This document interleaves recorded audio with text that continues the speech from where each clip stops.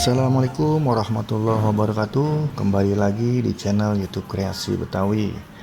Kali ini saya ingin memberikan tips supaya tanaman-tanaman kita tidak didatangi oleh kucing-kucing. Karena kucing ini akan buang air di tanah atau di media pot ini. Pasti sering ya teman-teman.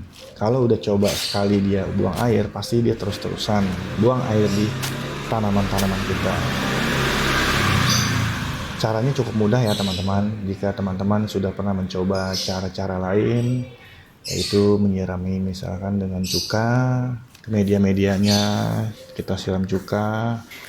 Namun cara itu harus berulang-ulang. Ada juga cara untuk memberikan kulit jeruk di media ini karena kucing itu tidak suka dengan aroma-aroma yang tajam. Namun cara itu pun juga kita harus rutin lakukan karena kulit jeruk itu akan mengering ya. Di saat mengering, kulit jeruk itu tidak akan mengeluarkan aroma yang ditakuti oleh kucing. Cara ini cukup mudah yang teman-teman bisa lakukan di rumah, hanya sekali saja dan tidak perlu diulang-ulang. Caranya apa? Kita hanya perlu menyediakan tusuk sate. Kenapa menggunakan tusuk sate? Karena tusuk sate ini cukup mudah dan tidak perlu repot lagi kita lakukan berulang-ulang. Hanya kita tancapkan saja ke media tanam. Kucing tidak akan datang dan mengganggu tanaman-tanaman kesayangan kita, apalagi dia buang air. Karena kucing ini takut dengan ujung yang runcing, yang tajam yang ada di tusuk sate ini. Caranya cukup mudah, hanya kita tancapkan saja ke dalam media tanam. Teman-teman jika ingin mencoba di rumah silakan.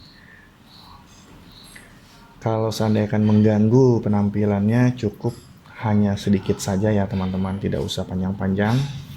Cukup segini saja, kucing pasti tidak akan datang ke tanaman-tanaman kesayangan kita.